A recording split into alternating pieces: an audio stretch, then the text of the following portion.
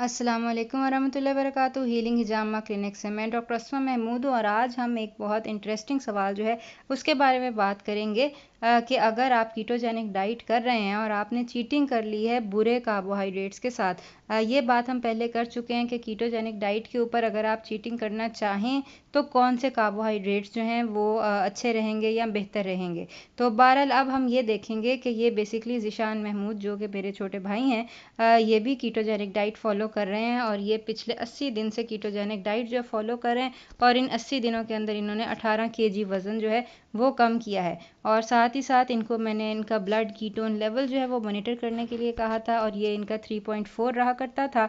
और ये है कि इस सारे 2 महीने की मेहनत के बाद एक दिन जो बेसिकली इनका बर्थडे का दिन था, उस दिन वो कहते हैं कि उस दिन उन्होंने ब्रेड भी खाया, फ्राइड मैक एंड चीज़ भी खाया, पास्ता भी खाया और ओरियो चीज़ केक जो है वो भी खा लिया इन्होंने। अब वो कहते हैं कि वो बहुत ज़्यादा उदास हो गए हैं और पूछ रहे हैं कि मैं क्या करूं। ये बेसिकली सवाल उन्होंने मेरे फेसबुक जो ग्रुप है हीलिंग रेमेडीज़ उसके ऊपर उन्होंने पोस्ट किया था, ताकि ये है कि वो पूछ सकें कि अब वो क्या कर सकते हैं। बेसिकली उनका ख्याल है कि उन्होंने 2 महीने की मेहनत जो है वो ज़ाया कर दी है और वो कह रहे हैं कि वो कोशिश कर रहे हैं कि उनको वॉमिट आ जाए, लेकिन वॉमिट जो है वो भी नहीं आती। बहरहाल एक काम उन्होंने जो किया है वो ये किया है कि इस सारा ये जो गंदे carbohydrates, refined carbohydrates, empty calories जो हैं जिनके बारे में कीटोजेनिक डाइट किया उसके बगैर भी मेरा या किसी भी डॉक्टर का मशवरा यही होगा कि ये आप ना लें। ब्रेड के अंदर मैदा है, मैक एंड चीज़ जो नूडल्स होते हैं वो मैदे के होते हैं, पास्ता मैदे का होता है, यानी कि ये बेसिकली मैदा या एम्प्टी कैलोरीज या जिसको रिफाइंड कार्बोहाइड्रेट्स कहते हैं वो इन्होंने लिए हैं, जो कि अच्छी बात नहीं है। तो लेकिन ये है कि अब अगर आपने ले लिए हैं और उसके बाद उन्होंने अपना कीटोन लेवल चेक किया तो वो भी 1.4 था।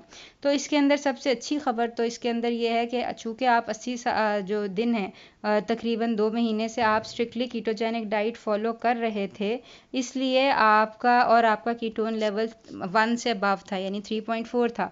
तो बेसिकली आप एक कीटो अडेप्टेशन फेज़ के अंदर आ गए। कीटो अडेप्टेशन का मतलब ये है कि आपकी बॉडी ने वो एंजाइम्स बना लिए हैं जो फैट को या चर्बी को एज फ्यूल इस्तेमाल करते हैं इंस्टेड ऑफ शुगर लेवल्स, जिसकी बड़ी इंडिकेशन ये है कि 80 दिन के अंदर इन्होंने तकरीबन 18-20 केजी वज़न जो है वो कम कर लिया है। तो ये है कि सबसे पहले तो ये कि कीटो अडेप्टेशन के लिए बहुत बहुत मुबारकबाद हो। दूसरे नंबर के ऊपर अब जबकि आपके कीटो अडेप्टेड हो गए हैं तो जाहिर सी बात है जो एंजाइम्स आपकी बॉडी ने फैट बर्न करने के लिए बनाए हैं वो हवा में तो नहीं उड़ जाएंगे ना। अगर आपने एक दिन जो है वो बिस्किट और चीज़ और केक खा लिया, जो कि नहीं खाना चाहिए, लेकिन अगर आपने खा भी लिया है तो वो एंजाइम्स तो उधर ही रहेंगे, जिसका बड़ा मार्कर ये है कि अभी ये सारी बदफरेजी करने के बाद भी आपका कीटोन लेवल जो है वो 1.4 है, यानी 1 से अबव है। अभी भी आप कीटोसिस से आउट नहीं हुए। अब जो भी अगर आपका 1 मिलीमोल से अबव कीटोन लेवल है तो बहरहाल आप अभी इस वक्त भी कीटोसिस के अंदर हैं। तो इसके अंदर ये है कि अगर आप कुछ न करना चाहते हैं इसके बारे में तो वॉमिट करने की बजाय इसका अच्छा हल ये होगा कि आप फास्टिंग कर लें। फास्टिंग में सबसे अच्छी बात ये होगी कि वाटर फास्टिंग कर लें। वाटर फास्टिंग कैसे करते हैं इसके बारे में भी मेरे चैनल के ऊपर वीडियो मौजूद है। अगर जो है वो मुश्किल लगता है तो आप इंटरमिटेंट फास्टिंग कम से कम अगले 3-4 दिन जो है वो ज़रूर करें। इंटरमिटेंट फास्टिंग का मतलब ये है कि आप कोई सा विंडो पीरियड रख लें जिसके अंदर आपने खाना है और बाकी के दिन आपने नहीं खाना। जैसे अगर आपने 20 और 4 की आपने इंटरमिटेंट फास्टिंग की है तो यानी कि आपने 4 घंटे कोई भी ऐसे रख लिए जिसके अंदर आपने अपना तमाम जो कीटोजेनिक फूड है, हेल्दी फूड है, वो आपने खाना है और बाकी के 20 घंटे आपने कुछ नहीं खाना। ठीक है। या आप ये इस तरह भी कर सकते हैं कि 5 घंटे खा लें और आप जो है वो अपना जो बाकी का दिन है वो आप जो है वो फास्टिंग कर लें। ठीक है। इसी तरह से 18-6 होता है कि 6 घंटे खा लिया, 18 घंटे आपने जो है फास्टिंग कर ली। इसको इंटरमिटेंट फास्टिंग कहते हैं। तो बहरहाल ये एक वे आउट है कि जिससे आपके जो जो कार्बोहाइड्रेट्स हैं वो यूज़ हो जाएंगे।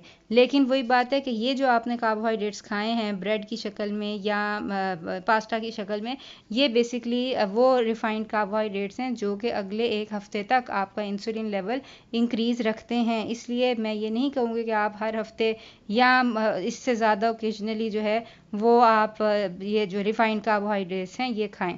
तो रिफाइंड कार्बोहाइड्रेट्स जो हैं उससे बच के रहें, और अगर चीटिंग करनी है तो कौन सी चीज़ें बेहतर हैं, इसके बारे में मैं वीडियो बना चुकी हूँ। उसका लिंक मैं इंशाल्लाह डिस्क्रिप्शन बॉक्स के अंदर शेयर कर दूँगी। तो बहरहाल अच्छी बात यह है कि चूँकि आपने कीटोन लेवल अपना चेक किया कीटोन मीटर से, तो ये है कि वो आपको पता है कि आप अभी भी कीटोसिस के अंदर हैं। कीटोन मीटर कैसे लेना है, उसको कैसे यूज़ करना है, उसके बारे में सवालात पूछने के लिए या कीटोजेनिक डाइट के बारे में सवालात पूछने के लिए आप दिए गए नंबर पर हमें कॉल कर सकते हैं और अपना कीटोजेनिक डाइट चार्ट भी बनवा सकते हैं। और अगर आप कीटो डाइट कर रहे हैं तो उसके बारे में कोई सवालात हैं तो वो भी आप हमसे कर सकते हैं। अल्लाह ताला आपका हामी नासिर हो। मज़ीद कोई सवालात हों तो आप इस वीडियो के नीचे भी पूछ सकते हैं, और हमारा फेसबुक पेज और फेसबुक ग्रुप जो है हीलिंग रेमेडीज़, उसके ऊपर भी आप पूछ सकते हैं। अल्लाह आपका हामी नासिर। अस्सलाम वालेकुम व रहमतुल्लाहि व बरकातुहू।